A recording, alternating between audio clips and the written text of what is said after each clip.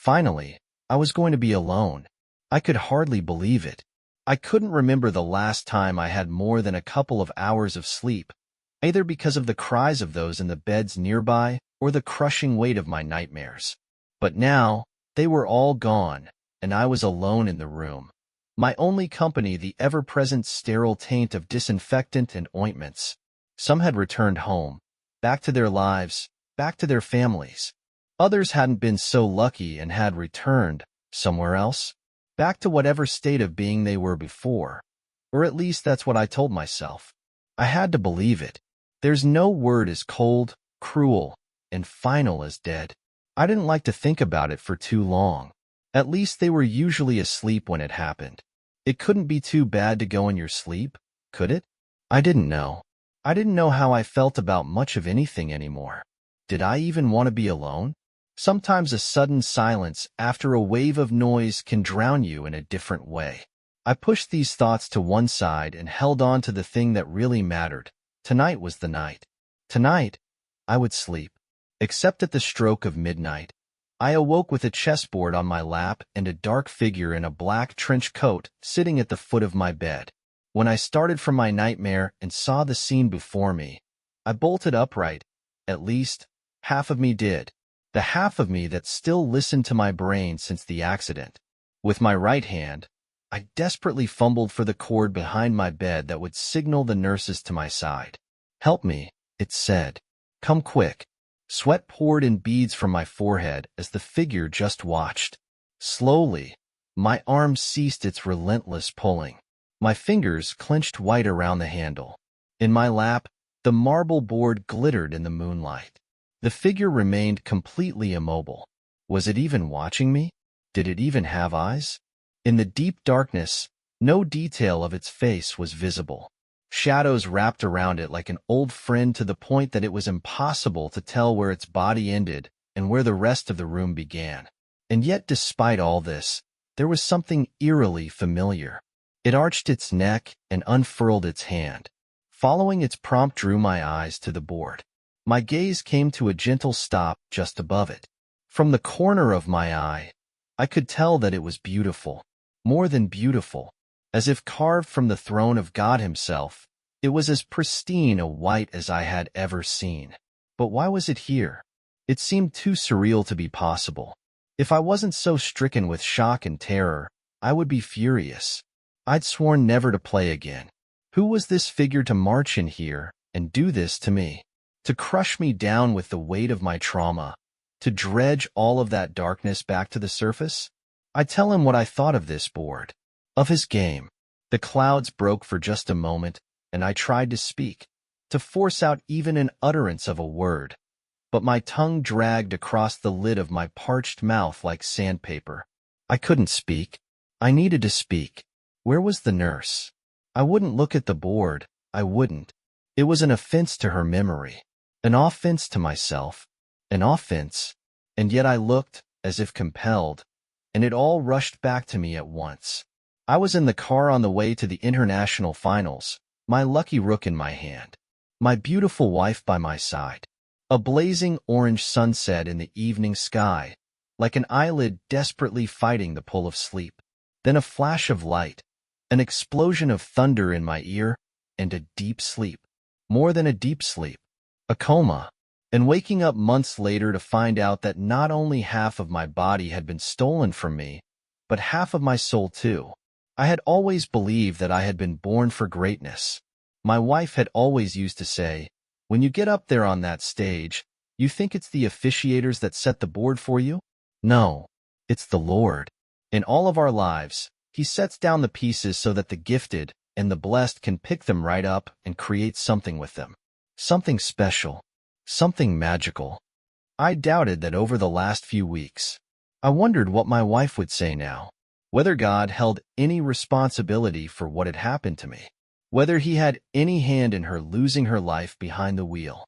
It felt impossible to let Him off the hook. Even if He only did craft the pieces, it was still His fucking game. It wouldn't even be if it wasn't for Him. So who was He to deny the responsibility? But of course, I knew in my heart what she would say. Everything happens for a reason. He works in mysterious ways. For the love that I held in my heart for her, I'd fought to keep this perspective, even as everything I'd ever known slipped through my fingers. And now, sat here in front of me, was the proof. It couldn't be his fault, could it? Because even if it was his game and his rules, there's always two players. Black and white. Yin and yang. Push and pull. The figure sat opposite me, urging me to put it all on the line, urging me to play the game. Because that's what he was doing, wasn't he? Urging me to play. And I knew that it wasn't just for fun. I came back to the present. Felt a warmth on my face that hadn't been there moments ago. Tears.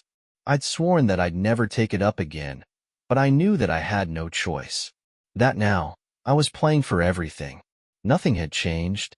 Here was the board. Here were the pieces. There I was, and there it was. That nameless opponent. Death. It was time to play.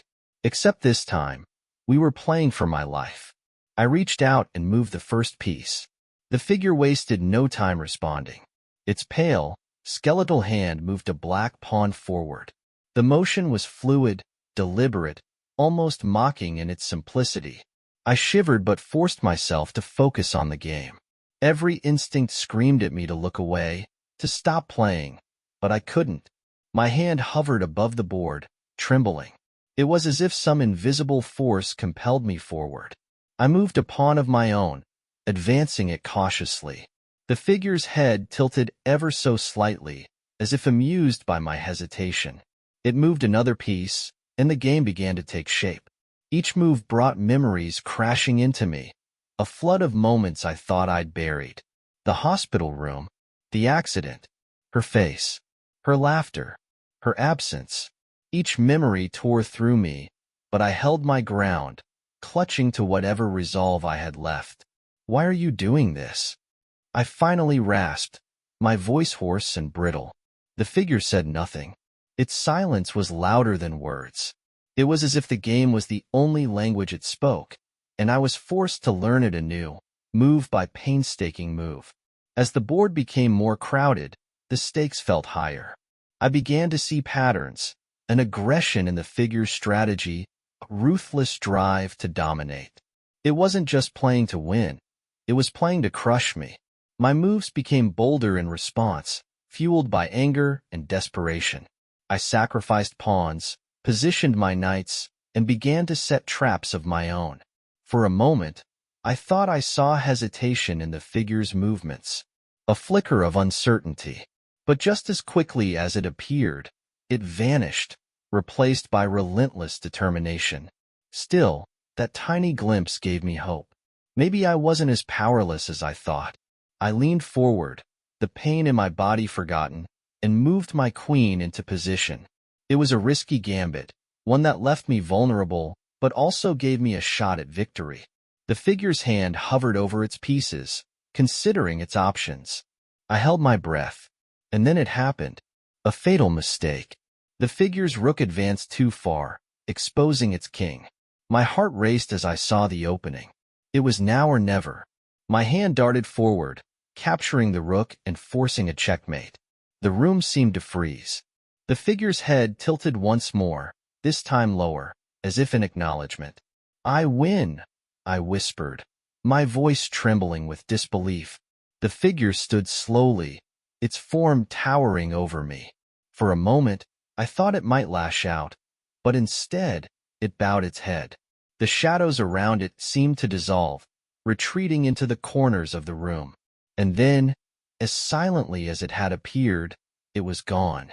I stared at the board, the pieces still in their final positions. My hands shook as the weight of what had just happened settled over me. Had I really won? And if so, what did that mean? Was I free? Or had I only delayed the inevitable? The first rays of dawn filtered through the window, bathing the room in soft light.